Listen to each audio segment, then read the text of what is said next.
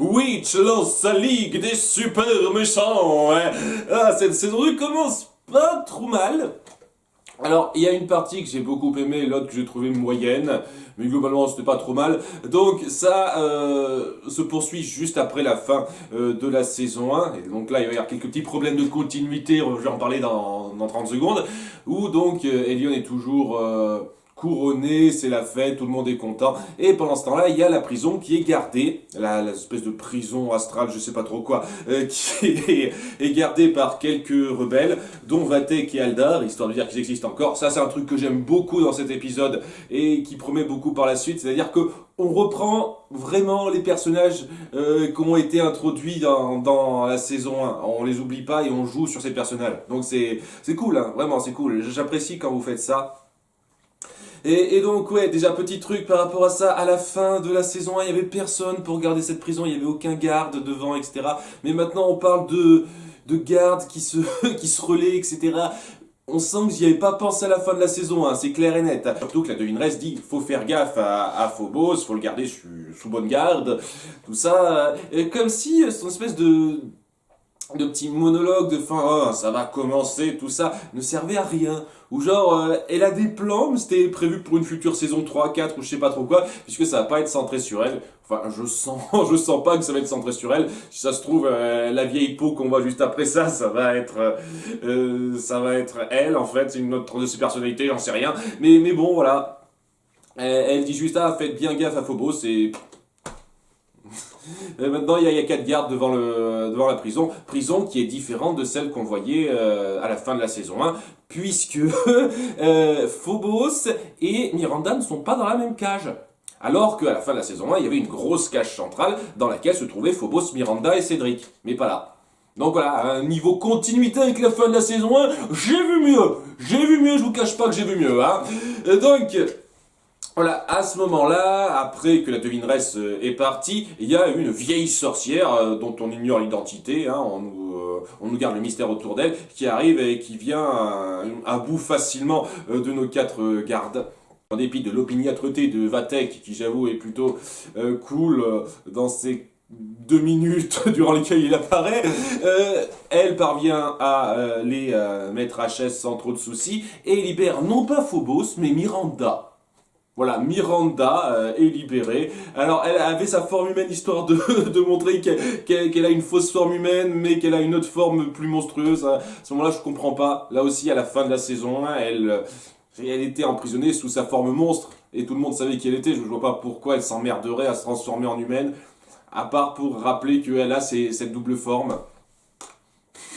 Maintenant, elle a semblé être attachée à cette double forme parce que quand on la revoit à la fin de l'épisode, elle a repris sa forme humaine, Miranda, donc c'est bizarre. J'en sais rien. Tout ce que j'espère autour de Miranda, c'est qu'on lui créera un vrai passé, quoi, une vraie backstory qui la rendra intéressante.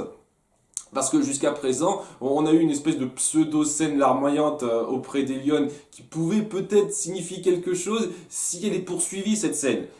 Mais si c'est juste une forme qu'elle prend comme ça, je veux dire, moi, ça n'a pas grande importance. Voilà, c'est tout ce que j'espère avec Miranda, c'est que on va étoffer un peu le personnage. Dire un petit peu ce qui la pousse ou quelque chose comme ça. C'est quoi c'est quoi ses motivations, en fait? J'aimerais beaucoup qu'on m'explique et que ce soit pas juste une méchante lambda qui est un petit peu classe dans son design, mais sans plus, quoi. J'espère que ce sera un peu plus que ça. Quoi qu'il en soit, elle libère Miranda et part avec elle en laissant Phobos tout seul comme une merde. Alors c'est cool d'avoir quand même eu le doubleur, le comédien qui double Phobos pour les 4 répliques qu'il a dans cet épisode. Et on sent qu'il va pas être important tout de suite, celui-là. Et donc voilà, elle emmène Miranda et on va voir tout un tas de scènes au fur et à mesure de l'épisode où elle va recruter tout un tas de méchants qu'on a déjà vu. Il y aura le tracker qu'on verra à un moment donné, hein, qui est déjà apparu avant. Il y a l'espèce de sable mouvant qu'elles avaient affronté à un moment donné, les filles. Et maintenant, c'est un homme des sables. Apparemment, ce sable mouvant ont le pouvoir de prendre une forme humaine. Et donc, ouais, c'est un homme sable, en fait. Hein, on repompe un petit peu un méchant de Spider-Man, apparemment, je sais pas. Ça avait pas l'air d'être trop le cas, ça avait l'air d'être une espèce de sable mouvant, avec une espèce de conscience, mais pas au point de former un être vivant, formé d'une conscience super appuyée, qui est en recherche de vengeance, quoi. C'est pas vraiment ce qui m'avait semblé. Enfin bon, il y a aussi le type qu'elles avaient fait accuser à la place de Vatek au début de la saison 1 et qui avait été balancé dans un gouffre. Et à nouveau, ça montre que ouais, la mort, c'est pas là, ça existe pas cette merde. Puisque oui, il a été jeté dans le gouffre, mais il pouvait très bien remonter. Et on le voit à la fin en remonter avec toute son opiniâtreté et poussé par la vengeance. Et on verra d'autres personnages ci et là qu'on avait déjà vu avant. C'est cool! Vraiment, hein, c'est cool de montrer tous ces méchants qu'on avait déjà vu avant se réunir, se rassembler pour former cette espèce de confrérie.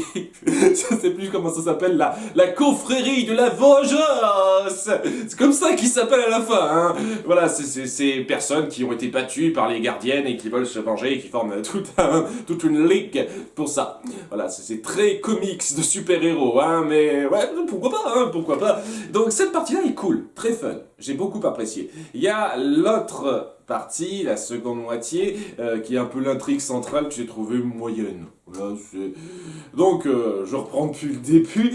Nos héroïnes et compagnie fêtent donc le couronnement des Lionnes. Ça se passe à nouveau juste après la fin de la saison 1. Tout le monde est un peu content, on fait la fête. Il y a Tarani qui raconte un peu ses exploits à quelques enfants du coin et apparemment ça a l'air de beaucoup l'avoir marqué ça. Et ils finissent par partir. Après une petite scène super rapide d'au revoir entre Cornelia et Caleb, où elle est pas contente, qui décide de rester dans le coin. Ah, je vois, tu préfères ton monde à moi. Dire, ouais, sans vouloir être vexant, Cornelia, il y a quand même quelque chose d'assez fort dans le fait de protéger son monde et de régler les problèmes encore présents. Comme il le dit, il y a encore des gens qui ont œuvré avec Phobos qui n'ont pas été arrêtés. Et non, elle se dit, ok, merde, tant pis, tu veux plus de moi, merde, au revoir. Et le truc avec ça, c'est que quand elles repartent, les filles, elles donnent cette impression qu'elles ne peuvent plus y retourner. Alors que non, vous pouvez y retourner quand vous voulez. Hein. Elion, c'est votre ami, vous pouvez y retourner la voir. Tu peux retourner voir Caleb à de nombreux moments, Cornelia, grâce au médaillon de Will, etc. Vous pouvez visiter Meridian quand vous le souhaitez.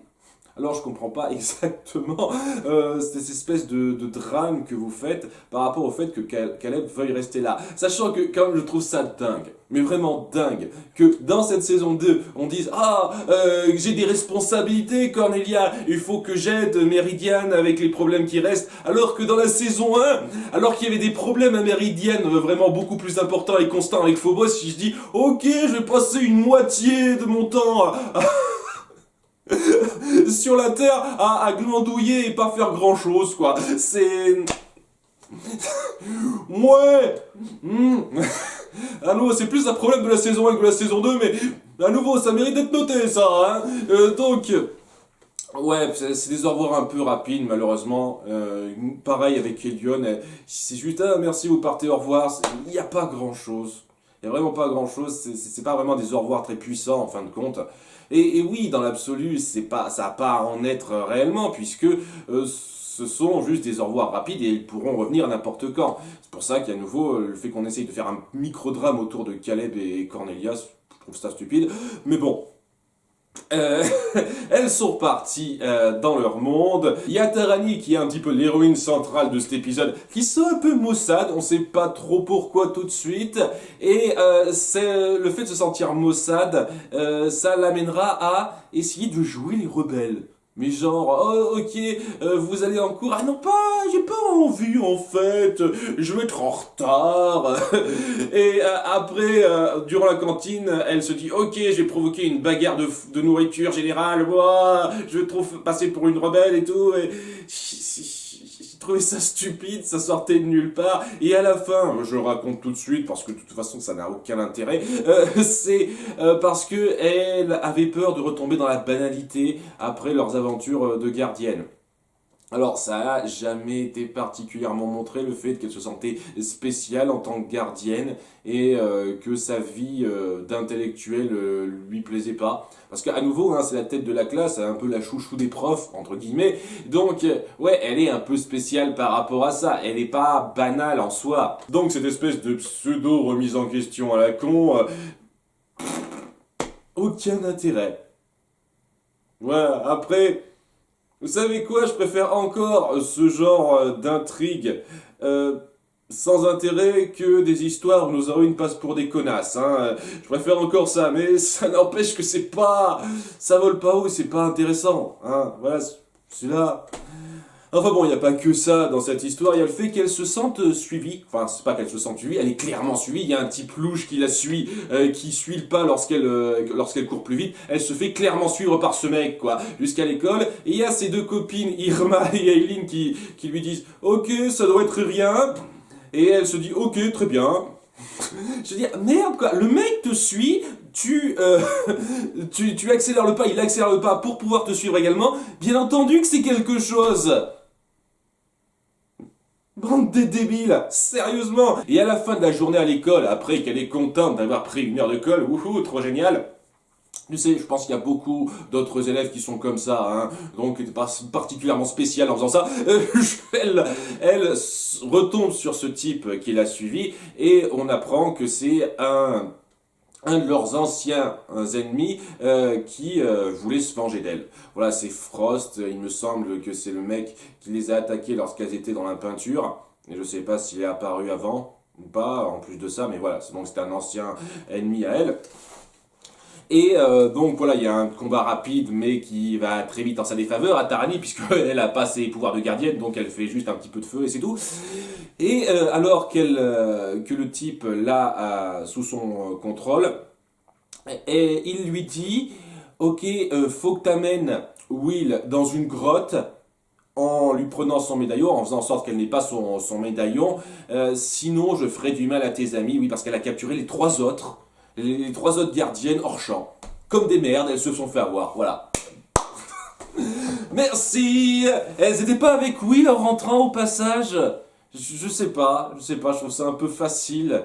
Comment il a pu les avoir comme ça aussi facilement? C'est pas montré, voilà, il fallait qu'il les capture.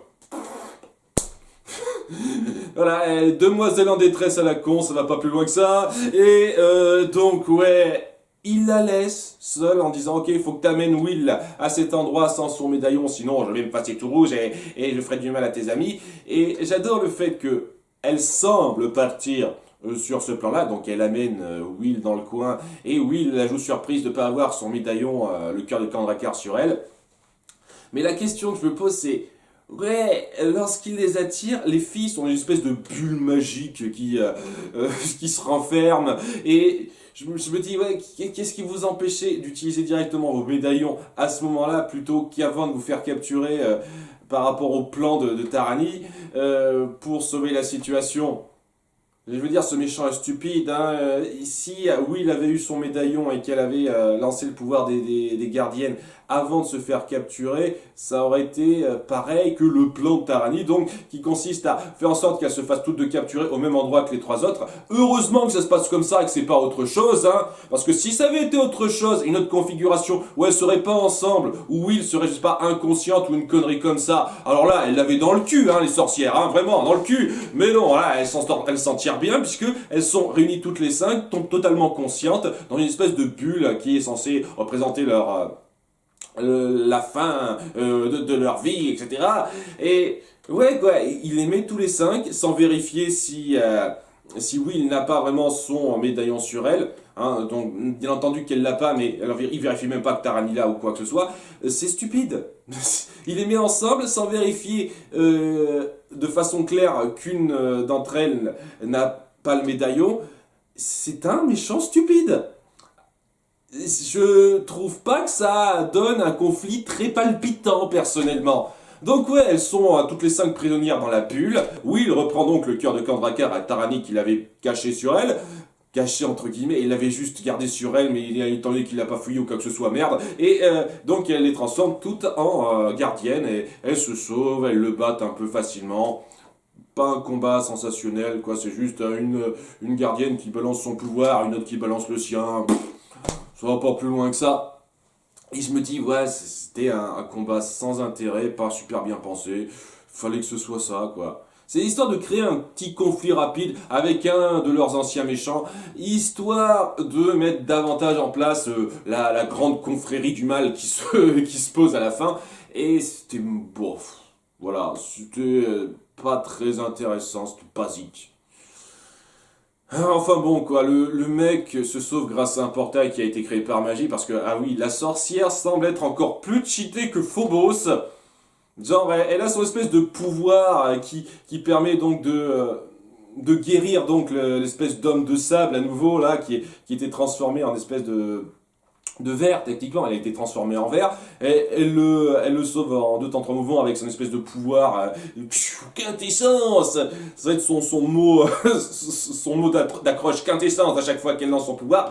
Et elle a son pouvoir qui peut tout arranger, rendre plus fort des personnages, ouvrir des portails, mon cul, vas-y. Et elle a son super pouvoir, et j'espère que ce sera un peu expliqué, plutôt que de dire ah une grande méchante qui surgit de nulle part. Voilà, mais à nouveau, hein, si j'ai pas non plus trop en tenir rigueur à cet épisode, hein, ça sera peut-être mieux exploré par la suite. Mais voilà, donc elle crée un portail, elle permet à ce type de se barrer, et elle l'amène à sa nouvelle confrérie de la vengeance. Ah pardon, excusez-moi, c'est les chevaliers de la vengeance. C'est pas un terme super puissant, hein, je trouve.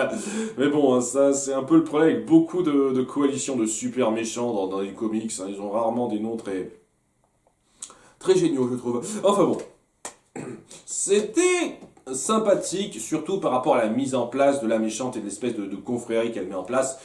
L'intrigue centrale, le conflit central autour de Tarani, tout ça, c'était bof. C'est pas affreux, mais bof, voilà. Et globalement, ça donne quelque chose de pas mal, qui peut promettre pas mal de choses intéressantes par la suite. Cette méchante et ce qu'elle met en place, ça promet bien. Elle en envoie beaucoup plus en termes de charisme que Phobos en un seul épisode. On risque d'avoir diverses coalitions entre ces méchants-là, et donc ça amènera plus de danger pour nos héroïnes, et c'est vraiment tout ce que j'espère à ce moment-là, des combats plus prenants et plus palpitants. En attendant, c'était une bonne accroche pour cette saison 2. Bon début pour lancer les choses, et je suis impatient de voir la suite. A bientôt pour l'épisode 2, bye!